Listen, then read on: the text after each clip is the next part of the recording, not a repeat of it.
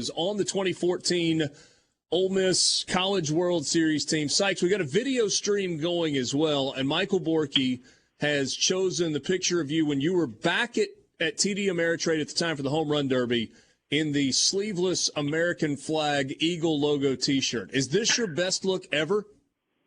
Oh, that has been a running Halloween costume or any costume party shirt. That's a $15 Walmart shirt that's got its money's worth and then some. All right, so Michael Borky, who I mentioned just a second ago, is in the process of trying to grow a mustache. What was the story on the mustache with you? So we all started, it was a bunch of us our freshman year in the dorm, just kind of hanging out, had nothing better to do, and March rolled around, and someone came with the big idea to do Mustache March. And we started doing it my freshman year, did our sophomore year, kind of when it was still under the radar. And then my junior year was doing it again, grew the beard out, had the big old walrus stash, and it just caught a bunch of legs and kind of took its own mind and ran. And then my senior year, kind of that kept going. And we had a kids game day one day, and there's a bunch of fifth graders up there with mustaches and all that. And it just kind of took its own little lane and ran. And now Tim's picked it up and just keeping the heritage going with the strong stash. Has the mustache made an appearance post college?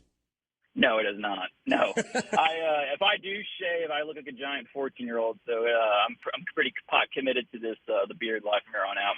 My girlfriend couldn't stand looking at a giant 14-year-old me. Yeah, I guess that makes sense. Take us back to 2014, Sikes, and we'll get to the College World Series in a second. Let's kind of back up a little bit, but before you got to that point, Ole Miss has had a bunch of talented baseball teams under Mike Bianco. You go back to, and this was good grief, you were probably in junior high at the time, 2005, they're so close against Texas, 06 close against Miami, 07 they go to Arizona State. So they had been close, but hadn't been able to get over the hump. So that 2014 season, when did it really feel to you guys like this was a team that had a chance to maybe get to Nebraska, to get to the promised land?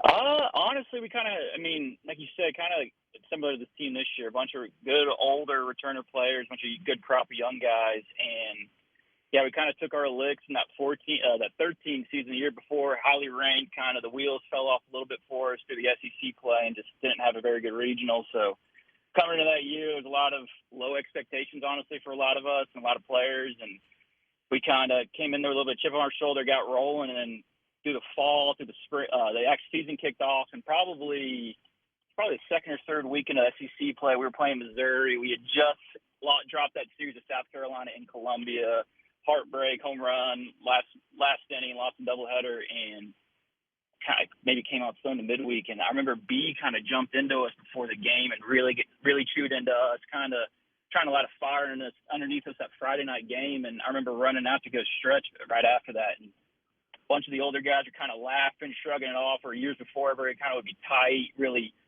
kind of gripping a little too hard, thinking too much. And after that, everybody was loose, joking, and we went on to sweep Mizzou that weekend and then kind of went rolling. And after that, we were kind of like, oh, we have something here. This team is loose, confident, knows how to win, knows what it takes. And from there on, we kind of just hit the ground running. We won those last 4 weekends of SEC play, rolled through the regional, had to go slug it out down there in Lafayette to go to the Super. But yeah, it's you never want it to be easy in the beginning or in the middle. You kind of want to cut your teeth a little bit, and then by the time you get towards the end, you start playing your best ball like they're doing right now.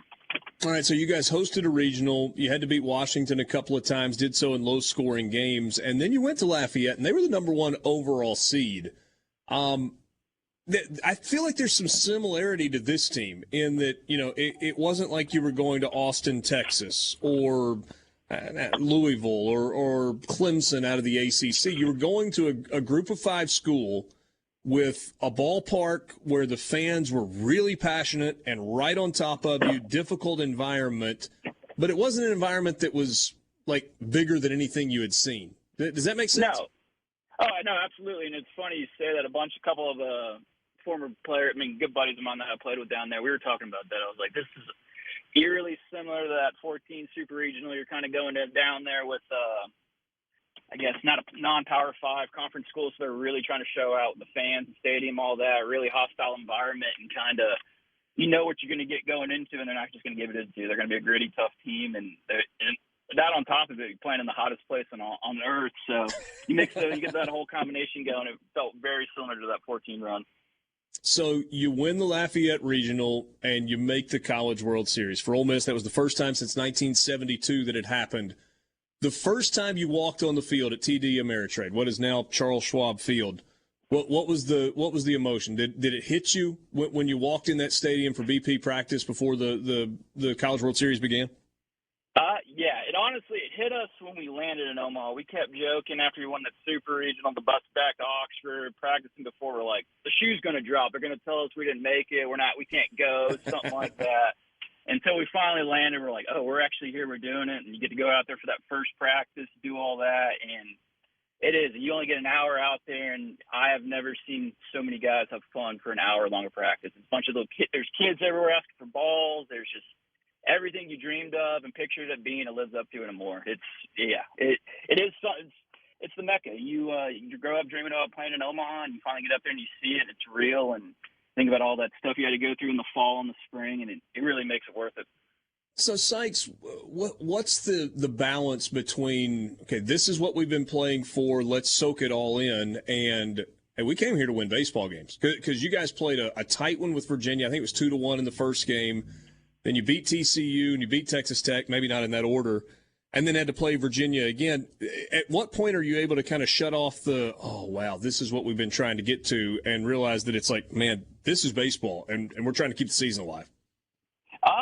That's a very good question. That was something that I've only experienced there throughout my whole playing. I mean, there's so much outside stuff going on you're staying in downtown Omaha, which is already basically a festival for those 2 weeks of the World Series. So there's all that going on. There's people everywhere in the hotel lobby, walking up and down the street. There's all this stuff going on, and then you sit there and you're like, I remember eating lunch with my parents in downtown Omaha, walking around, talking to all these people, and I was like, God, we got a game in 5 hours. I was like, we're playing Virginia, number one team in the country. We're facing Nathan Kirby, like potential first rounder, and there's so much going on, but it goes to show the talented teams that are there. It's guys that know what they're doing when they get out there, know how to play, know how to win, and it takes that extra level once you get out there to kind of block out all of their stuff and get out there and do what you came there to do and win ball games. So how closely have you and some of the teammates that you stay in touch with stayed locked in on this team and kind of their journey? Living up here in Memphis, I watch most of the games. I come down as many as I can. I know a bunch of buddies. We watch a lot of the games religiously. That's about the only thing we really got a whole lot of skin in with the university, and kind of really try to keep in touch. And we were kind of laughing at this year for this 2002 team. It had it was basically our 13 season and our 14 season combined. They got the rough patch going in the middle like we had in 13, and they figured it out, got the good run, and just learned what they had to do to win ball games down the stretch, kind of like how we did. And I don't know, there was a lot of eerie similarities, a bunch of good mix of like veteran players, position guys, a lot of good young pitchers, and we saw a lot of similarities between that team and this team, and it was fun to see them actually put it all together and figure it out and get on a roll like they are. Visiting with Sikes Orvis for just a couple of more minutes. How do you think they did that? Because they were 7-14 in the league and were not playing good baseball. They weren't playing clean defensively. They weren't swinging it. Pitching they couldn't figure out the rotation. And then something changed. What do you think that something was? Just sticking with it. When the wheels fall off, it's easy to jump ship and everything goes sour, and guys kind of start checking out a little bit. Those veteran guys in that locker room, Tim Elko, Kevin Graham, they just did a great job of keeping everybody in it, keeping everybody focused on what they had to do, and just take everything game by game. You can't make a big run out of it in just one game, so just kind of focus, hammer out the details, hammer out the little things, and just keep everybody bought in and keep fighting. And that's also a credit to Coach B. That's always his biggest thing. You're never out of the fight. You're staying in it, and this team was just able to believe in that and really embody it and just stuck with it, and they persevered through it. All right, so 8 years later, we're sitting here, Ole Miss back in the College World Series. Give me the memory that stands out for you from the College World Series in 2014 more than any other. Ooh, that's a good question. I have to say I'll never forget that Are You Ready before our first game against Virginia, where, there's probably 25,000 people there, and Virginia maybe had a couple thousand, and we had 20,000, and it sounded like we were in the vault when that Are You Ready hit. And remember we're all sitting out there stretching, position players getting loose right before the game. They did that. We all looked at each other and were like, "Oh, this is a whole different monster." It was everything we wanted and everything, and it was just better. And that was probably the single coolest memory I can have from all that, on top of everything else. Sykes, really appreciate your time this afternoon. Thanks for sharing some memories with